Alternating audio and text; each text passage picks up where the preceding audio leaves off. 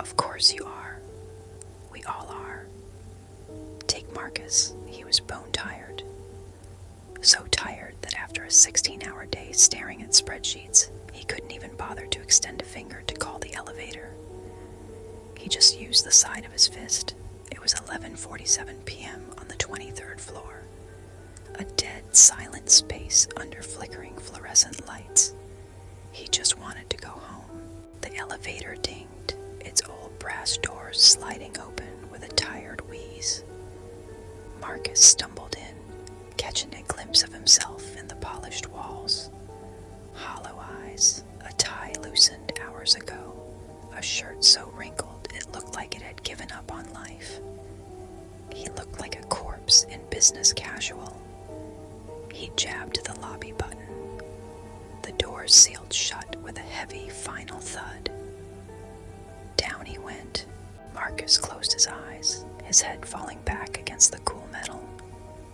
Just a few more minutes, and then, ding. His eyes snapped open. The display above the door didn't say lobby. It read B1, basement 1. He frowned. He hadn't pressed that button. The doors stayed shut. The elevator kept moving. Down. Ding. B2. His stomach clenched. This building only had one basement. He'd been there once. There was no B2. He lunged for the controls, frantically mashing the lobby button, the door open button, anything. But they were dead, cold, and unresponsive under his desperate fingers. Ding. B3. The elevator started picking up speed. Marcus could feel it in his gut, that sickening pull. Like the floor was dropping out from under him, the lights flickered, dimming to a sickly amber glow. Everything looked wrong, like an old, faded photograph. Ding. B4. Ding.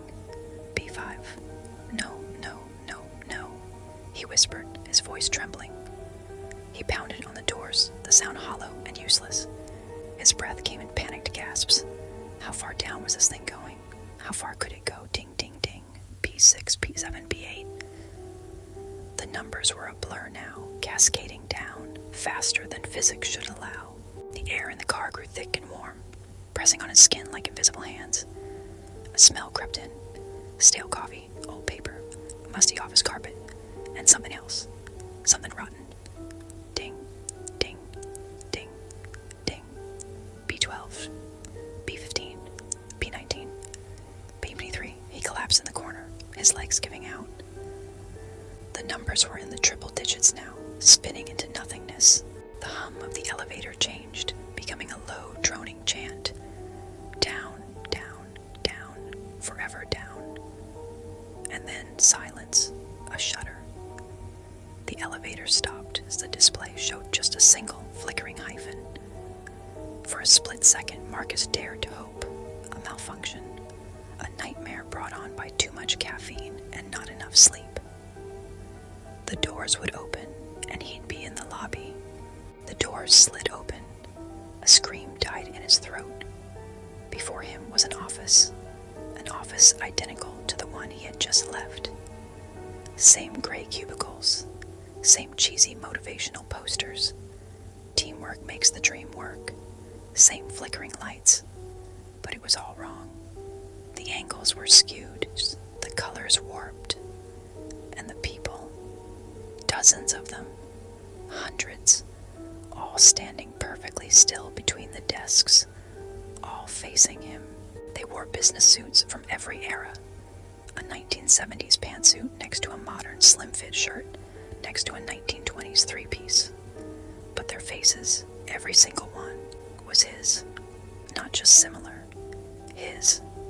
Marcus's face, copied and pasted hundreds of times, staring back with empty, knowing eyes. Some looked exhausted and terrified, just like him. Others were older, worn down by decades of this. Some were even younger, with a flicker of hope he barely remembered. Then they all smiled, in perfect, terrifying unison. A smile that was his, but too wide, too hungry. Their voices, a chorus of his own, echoed through the impossible space. "You're late for eternity." Marcus scrambled backward, but the elevator doors were already sealed behind him, solid, unmoving. He turned back, and the crowd was closer. They hadn't walked. They had just moved. "We all took the elevator," they whispered, 100 of his own voices speaking as one. "After hours. Too tired to take the stairs. Always too tired." They were closer now.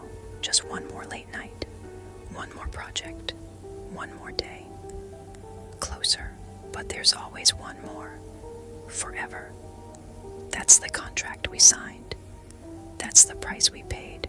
His back hit a cubicle wall.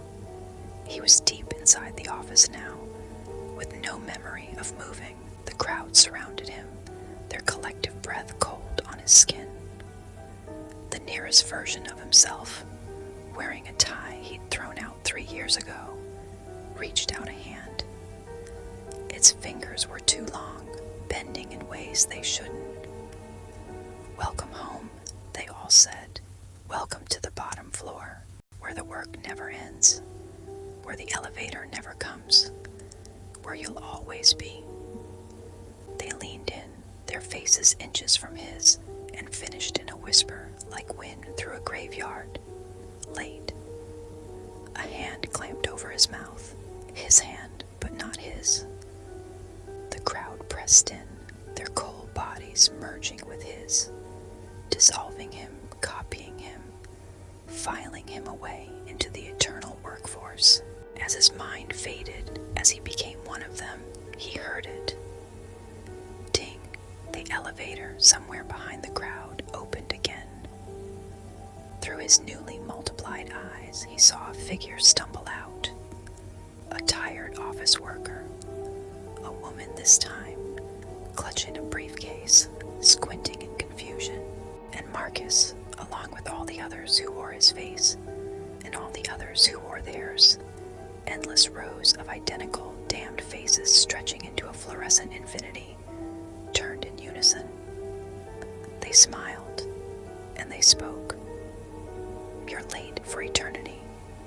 They say that elevator still runs, still collects those who work too late, who give too much, who press the button when they should just take the stairs. They say if you listen closely around midnight, you can still hear the ding of descending numbers and the whisper of 1,000 voices speaking as one. They say the basement goes down forever.